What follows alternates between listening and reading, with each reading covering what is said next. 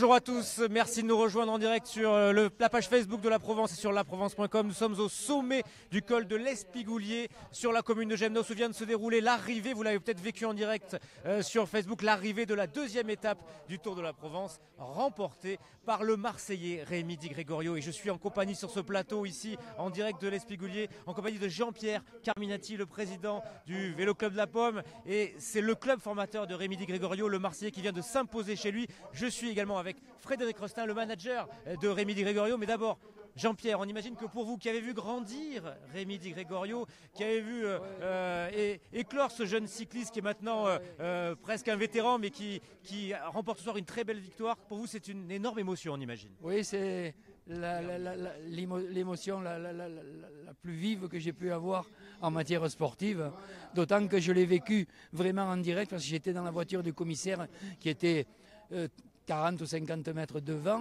Rémi, et à l'avoir vu essayer de démarrer une fois, deux fois, et puis après prendre le meilleur sur tout le groupe de coureurs qui étaient avec lui, et me dire ça y est, cette fois il ne peut plus être rejoint, et depuis j'ai pas honte de mes larmes. Mais je m'arrête. Vous sent très très ému. Je m'arrête pas de pleurer. Vous sent très ému. Frédéric Rostin, comment s'est passée cette victoire? Est-ce qu'il y avait une vraie stratégie qui avait été montée pour emmener Rémi Di Gregorio à la victoire au sommet ici à l'Espigoulier? On a une très belle équipe cette année. L'équipe Delco Marseille-Provence KTM est une équipe qui a déjà 3 victoires au compteur depuis le début d'année. Et Andy Flickinger, le directeur sportif, avait élaboré une stratégie qui s'est presque déroulée comme 100% des plans. Voilà. C'était de mettre le jeune Luca De Rossi sur orbite, de prendre que l'équipe fasse un travail préparatoire sur les petites routes piégeuses et contreforts de l'Espigoulier qu'il y avait sur le petit circuit pour isoler un groupe de favoris et le protéger dans la descente, et ensuite jouer le surnombre pour la dernière ascension en gardant la meilleure carte Rémi pour le final. Donc on a pu voir Delio Fernandez qui a attaqué à 5 km, Angel Madrazo qui était là, Niki Mihalov, toute l'équipe, c'est vraiment un travail collectif. Mais Rémi a fait un superbe final quand on voit qu'il était avec Lilian Calmejean, avec tout. Il a dû subir beaucoup d'attaques, il a résisté pour porter un dernier coup d'accélération dans les derniers mètres. Il ne s'est pas trop montré Rémi, hein. Il a juste attaqué le moment où il fallait, il a fait une première attaque au kilomètre. Il y a eu 3 coureurs qui sont revenus sur lui, à 500 mètres il a remis une couche, il a pris 10 mètres et il a maintenu jusqu'à la fin. Oui. On ne peut pas gagner en haut de l'Espigoulier au hasard, c'est une victoire à la pédale, et chapeau bas à Rémi Di Gregorio qui a fait une course extraordinaire aujourd'hui. On le félicite, c'est vraiment important pour lui et pour le Tour de la Provence qui du coup vit un moment un peu historique du cyclisme provençal. Jean-Pierre, comment il est ce Rémi? Vous le connaissez très très bien, parlez-nous de son caractère, de son mental de sportif. Et Rémi, c'est Rémi, ceux qui le connaissent savent que le petit diable qu'il a été quand il était jeune a mûri, maintenant c'est un père de famille, mais il a toujours été quelqu'un qui a du cœur, gentil, et là je le voyais avec son épouse, et donc un grand bonheur pour lui, il est heureux. Et bon, on est heureux avec lui, hein, bien sûr. Oui, on imagine que c'est un grand moment pour le club et un grand moment pour l'équipe Delco Marseille-Provence KTM d'arriver. Jean-Pierre. Mais pour dire que Frédéric, qui le pilote aujourd'hui en tant que manager de l'équipe Delco Marseille Provence KTM, il a quand même été aussi à l'origine de son éclosion au club.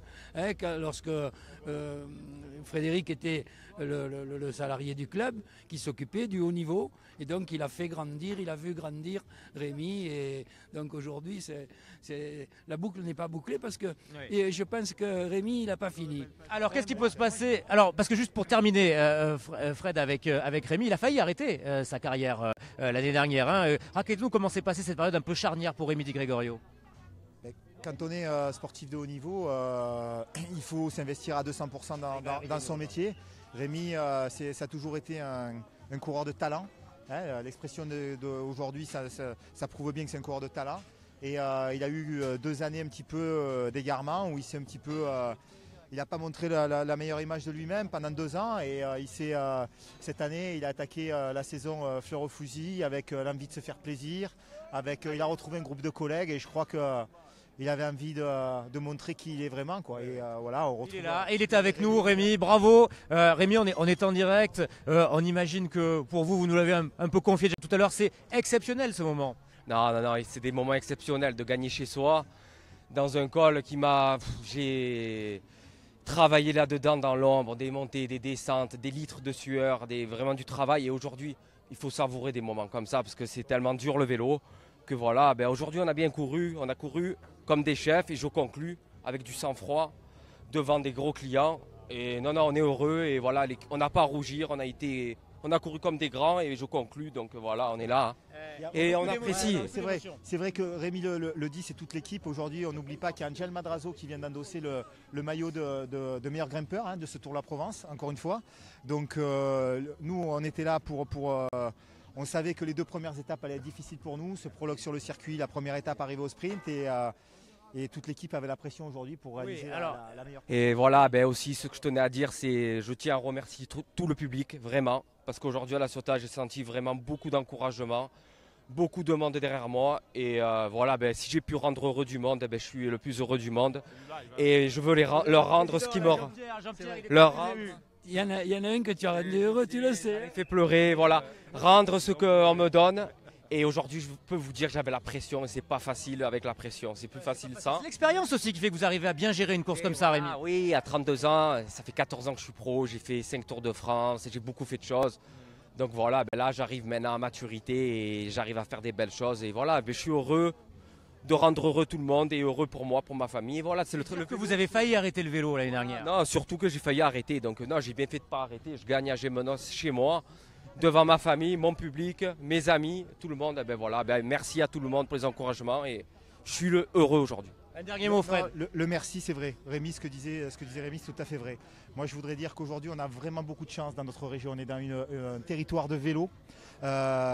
Jean-Christophe Serfati à côté, ce Tour de la Provence, bravo. Bravo Jean-Christophe, ce Tour de la Provence c'est une réussite.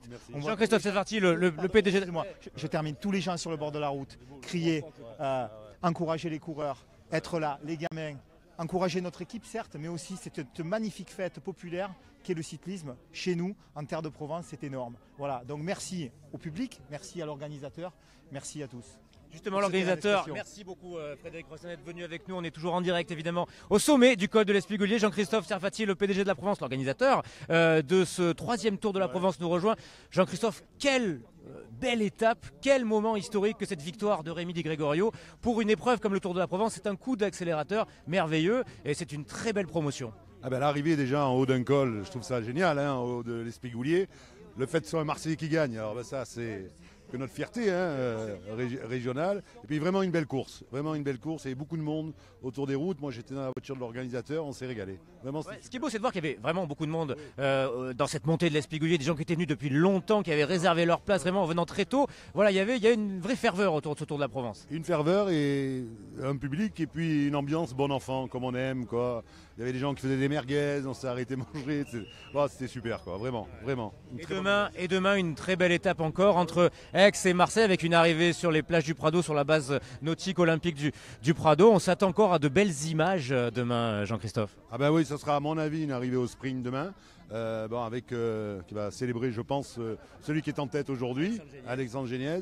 Mais on sera là demain, sur l'arrivée du Roucas, bien sûr. Et puis, site olympique aussi, donc futur site olympique. Donc tout ça met Marseille et notre région dans le sport. Et ça, c'est génial. C'est notre rôle à nous, la Provence aussi. Merci beaucoup, Jean-Christophe Serfati, le PDG de la Provence, vous êtes venu avec nous, évidemment. On se retrouve demain matin à Aix pour le départ de la 3e et dernière étape. Et évidemment, à Marseille, sur la base nautique du Roucas Blanc. Venez nombreux nous rejoindre pour assister à l'arrivée finale de ce 3e Tour de la Provence. Merci à tous. Bonne fin de journée avec nous sur laprovence.com.